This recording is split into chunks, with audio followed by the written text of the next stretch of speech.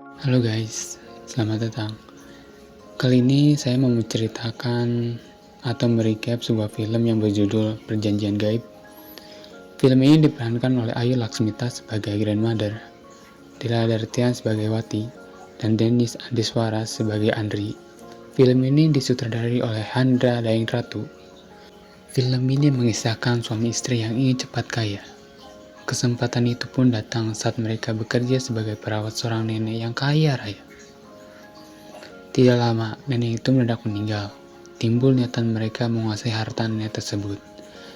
Agar tetangga tidak curiga, Andri yang pernah bekerja di kamar mayat sengaja melakukan pengawetan agar nenek itu seolah masih hidup. Langsung aja ke filmnya.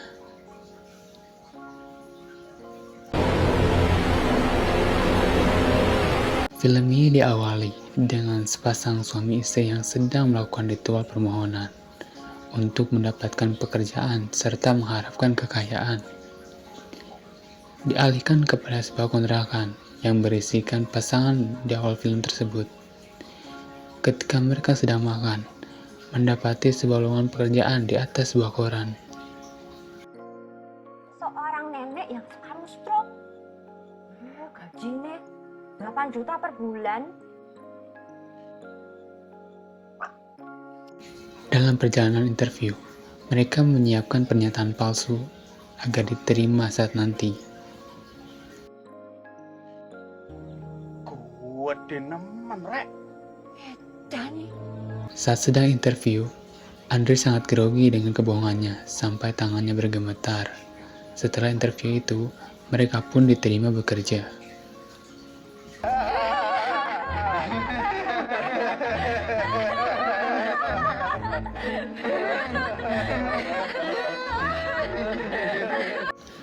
Ada beberapa persyaratan untuk memulai bekerja. Pertama, mengganti sesajen sesuai jadwal, ya mungkin sekitar seminggu sekali. Di pohon ini, kalian harus ganti sajen sesuai jadwal. Lalu ayam cemani yang harus dipotong setiap ada acara, termasuk ulang tahun. Dan juga memberi makan kucing setiap jam 3 pagi. Setelah itu diperlihatkan dengan datanya 2 orang, yaitu Tejo, seorang hansip, yang membawa sebuah plastik yang berisikan bunga kantil. Kalau begitu kita juga pamit ya, Nek. Ini bunga kantilnya. oh iya, Nek, ini bunga kantil yang baru. Saat sedang merawat nenek, Wanti melontarkan ocehan yang mungkin membuatnya tidak nyaman. Dan ketika ingin menyuapi, nenek langsung menepis lengannya yang membuat sendok itu pun terjatuh.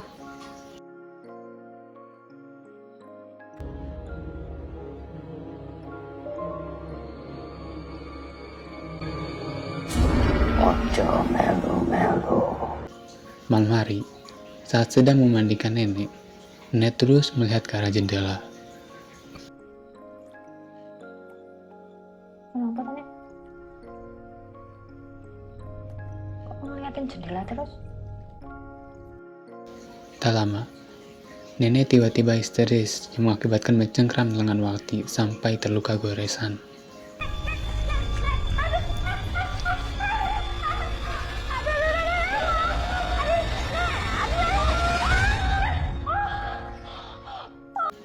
Wati yang tidak paham dengan ini lantas meninggalkan nenek tersebut. Tapi setelah itu kejadian tak terduga pun terjadi.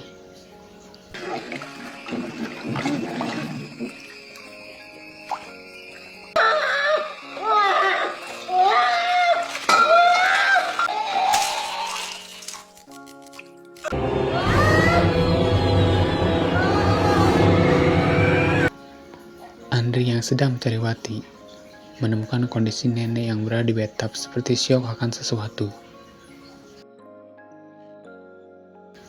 Wati yang sedang berada di warung ditanyai oleh Bu Marni, mengapa lengannya memiliki luka gores? Apa karena si Belang, kucing nenek? Belang, Si Belang. kucingnya nenek, kita panggilnya si Belang. Tak lama, Tejo pun datang dan memberitahukan bahwa Nenek Dasa memiliki 5 anak.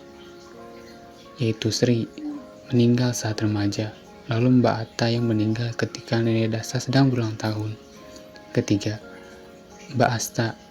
Dan keempat, Mbak Nawa. Dan yang kelima, Mas Atta. Dan suaminya Nenek Dasa meninggal karena stres.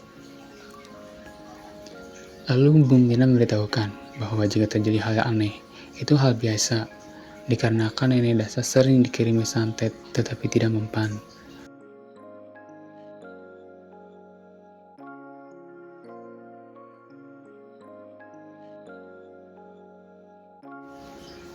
Dan memberitahu bahwa di rumah Nenek Dasa ada sebuah berangkas yang akan membuatnya kaya 7 turunan. Di jalan pulang, Wati menemukan bahwa si belang telah mati. Saat menuju ke kamar Nenek Dasa, sudah ada Andri yang menunggu Wati di sana dan menanyakan kemana, sehingga meninggalkan Nenek Dasa di kamar mandi sendirian.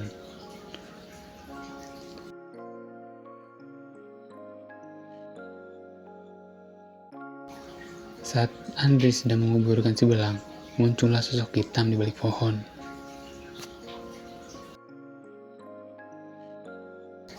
Beralih kepada Nenek Dasa yang sedang sakaratul maut. Tak lama, listrik pun menjadi padam. Saat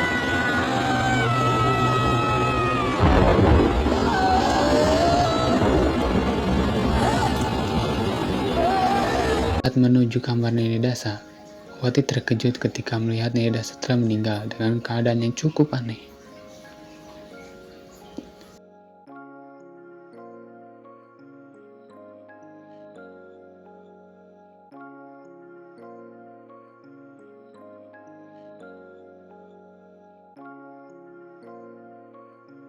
Dikarenakan Wati dan Andri tidak ingin kembali menjadi pengangguran, mereka berencana untuk melakukan pengawetan kepada Nenek Dasa agar tetap bekerja. Saat sedang berdebat, Wati memberitahu bahwa ada berangkas yang berisi harta, tetapi Andri menolak untuk mencuri. Wati yang tidak ingin kembali hidup miskin meminta Andri untuk menjaga mayat Nenek Dasa, dan Wati akan berkeliling mencari harta yang bisa ditemukan.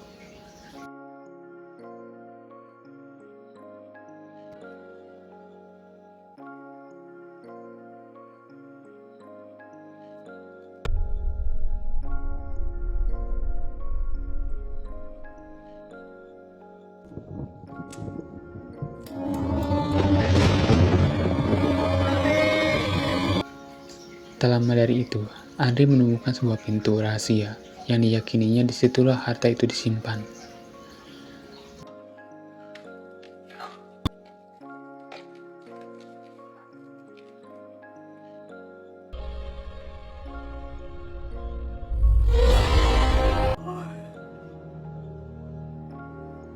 Dikarenakan buka pintu itu tidaklah mudah, akhirnya mereka pun tertidur di tempat itu.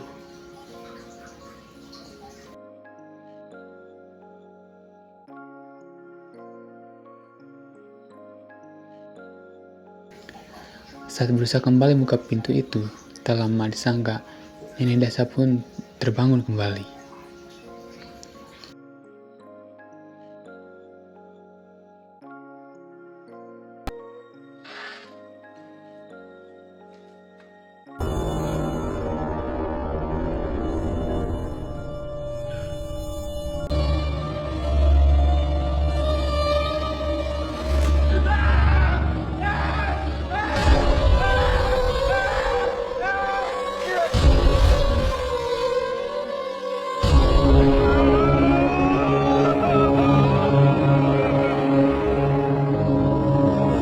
Dikira hanya mimpi, ternyata Nenek Dasa muncul kembali di sampingnya. Andri yang ketakutan lantas membangunkan Wati.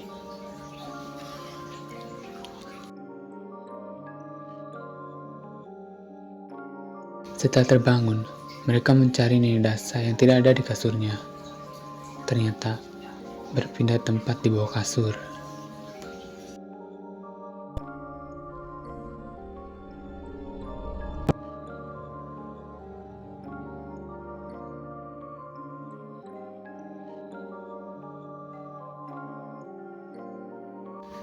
Saat pagi hari, Tejo mendatangi rumah untuk memberikan pesanan Nenek Dasa seperti biasanya.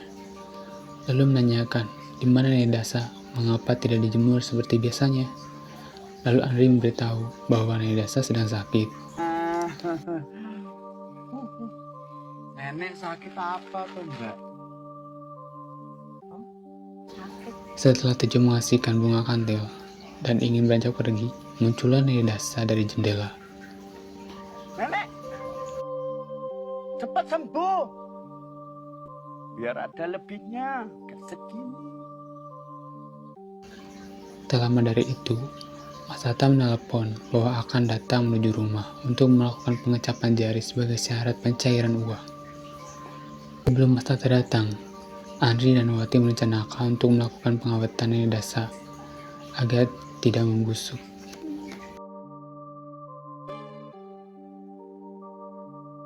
Mas Hatta.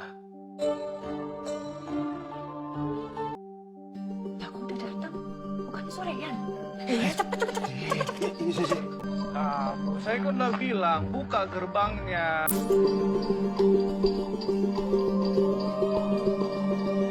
Aja ya kalau Mas Hatta datang. Ini soal deposito. Hatta lagi. Keesokan harinya, Andri dan Wati membawa Nenek Dasa berkeliling kampung, bertujuan memperlihatkan bahwa seolah Nenek Dasa masih hidup. Saat berhenti di warung, Ini neneknya. Bu Warni dan Tejo menawarkan makanan Selamat kepada pagi, Nenek Nek. Dasa dan mengajaknya mengobrol. Gak usah, Bu. Saya masak tahu sama toge. Nenek mau? Oh, Bu Marni. Nenek kangen telurnya Bu Marni. Apa? Telurku. Maksudnya telur itu. Aja. Andri dan Wati yang bingung lantas melihat kepada Nenek Dasa. Ini Yang dilihat hanyalah jasad yang mati dan kaku. Saat di rumah, mereka pun berbicara tentang kejadian tadi, seolah warga berbicara dengan Nenek Dasa yang telah mati. Saat sedang berdebat, Wati memukul Andri menggunakan bantal yang ternyata berisikan sejumlah uang. Dan setelah itu, mereka pun terus mencari uang yang lainnya yang disembunyikan.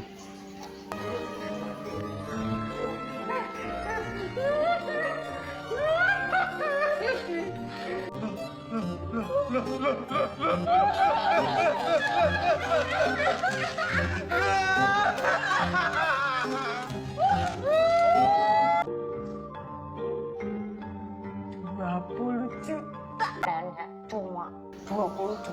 Ketika sedang meledek Nenek Dasa, tak lama lampu pun padam. Yang mengejutkannya adalah Nenek Dasa menghilang dari kursi. Dan tak lama merasuki Wati.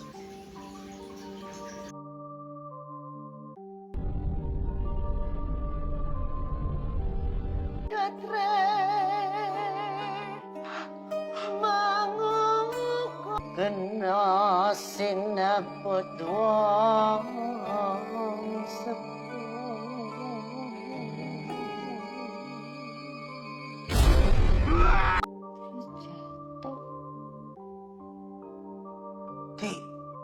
Kemudian dialihkan dengan Wati yang berhasil buka sebuah pintu yang mengarahkannya menuju basement dan menemukan sebuah berangkas.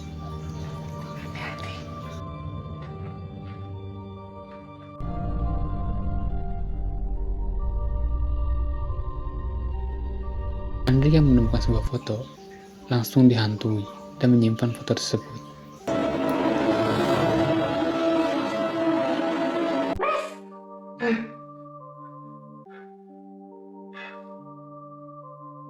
Mas Andri, Tak lama terdengar sebuah langkah kaki.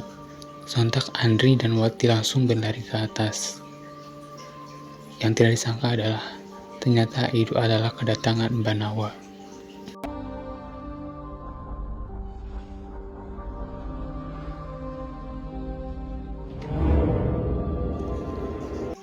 Saat sedang di warung Bu Marni, Andri terus-menerus melihat foto itu, yang membuat Tejo dan Ibu Marni melihatnya, lalu beropini bahwa anak-anaknya Nenek Dasa itu lebih dari 5, dan semuanya dijadikan tumbal pesugihan. Jangan-jangan bener kata orang kampung.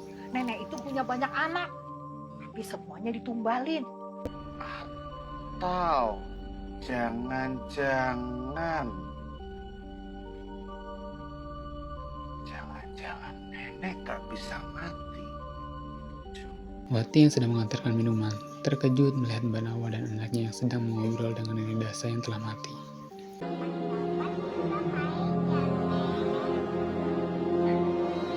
Pada malam hari, saat semua tertidur, Wati mendatangi lagi pintu rahasia menuju basement. Lalu Andri melihat sosok yang menyerupai Wati.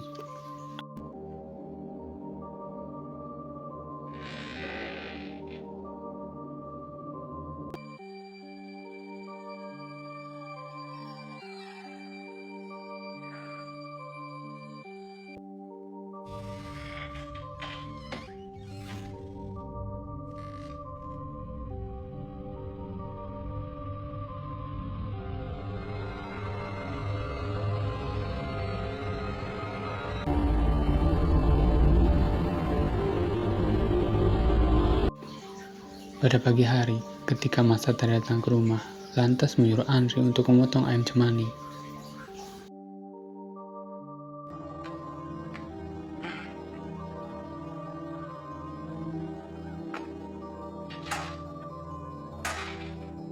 Saat sedang proses pemotongan, Andri berhalusinasi bahwa ia sedang memotong Wati, yang membuatnya menjadi stres.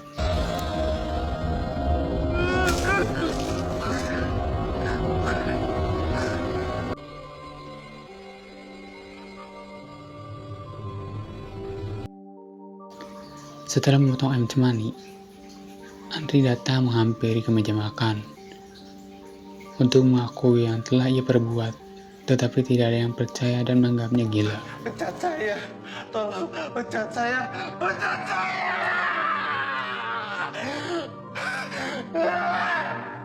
Tak lama dari itu, Wati memberitahu bahwa dirinya sedang hamil dan ingin tetap mendapatkan harta itu untuk kelahirannya nanti. Andri yang awalnya tidak setuju pun akhirnya menyetujui untuk mendapatkan hartanya. Lalu mereka merencanakan untuk mendapatkan berangkasnya lalu pergi dari rumah ini.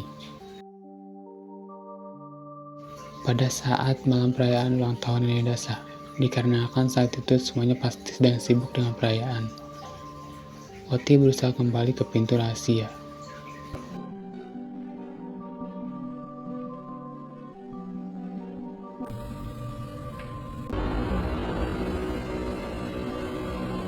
Muncullah Nenek Dasa yang menghantuinya.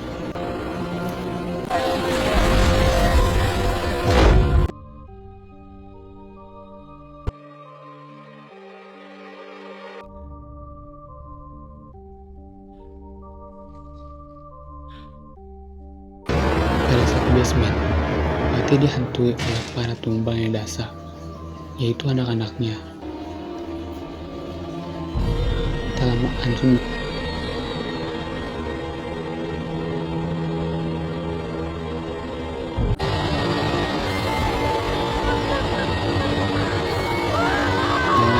jeritan Wati yang sedang dihantui, lantas menghampirinya dan berusaha menenangkannya. Setelah itu, mereka pergi ke basement untuk membuka berangkas. Saat berangkas sudah terbuka, ada begitu banyak tumpukan emas dan juga perhiasan. Setelah mengambil, mereka cepat-cepat pergi dari basement. Tetapi sayangnya, kaki Andri ditarik kembali ke basement. Wati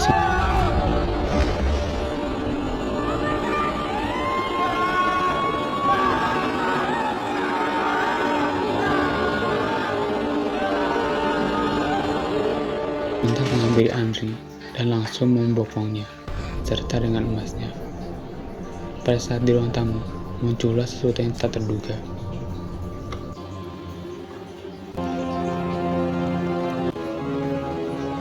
Andri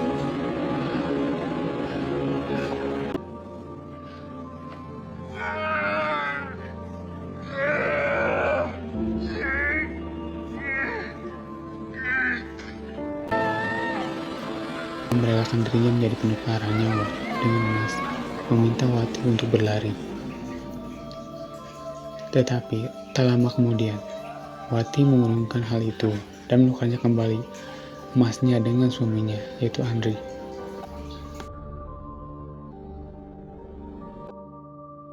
Setiap perjanjian selalu ada timbal balik.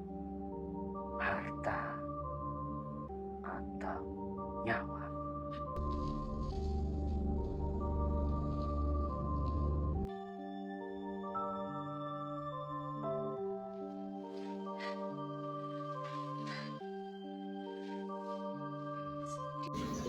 Dan film pun berakhir. Jadi cukup begitu aja ya soal film Perjanjian Gaib kali ini. Untuk suara yang kecil atau mungkin kurang jelas, saya mohon maaf karena ini adalah hal yang baru bagi saya. Karena saya juga tipikal orang yang untuk berbicara tuh sedikit agak kesusahan. Bukan kesusahan sih, lebih kayak emang susah buat berbicaranya gitu. Soalnya saya tuh terbiasa untuk menulis dan mengetik, tetapi agak kesulitan untuk mengucapkan seperti itu. Dan juga saya juga tipikal orang yang jarang sekali untuk berbicara gitu. Jadi untuk bicara keras tuh saya sangat susah. Bukan susah ya, lebih terbiasanya tuh bicara seperti ini gitu. Mungkin terdengarnya lirih atau semacamnya, tapi mungkin kedepannya akan lebih baik lagi. Doakan saja. Jadi hanya itulah yang bisa saya sampaikan. Dan juga saya melakukan recordnya tuh pada malam hari. Jadi untuk menggunakan suara yang kencang itu sangat tidak mungkin, Anda bisa mengganggu yang lain. Jadi saya menggunakan suara yang sekiranya bisa didengar dan sekiranya jelas. Jika masih kurang jelas, mungkin dari pengucapannya saya masih kurang gitu kan. Jadi begitulah. Terima kasih yang sudah menonton, dan see you next video. Ojo melu-melu.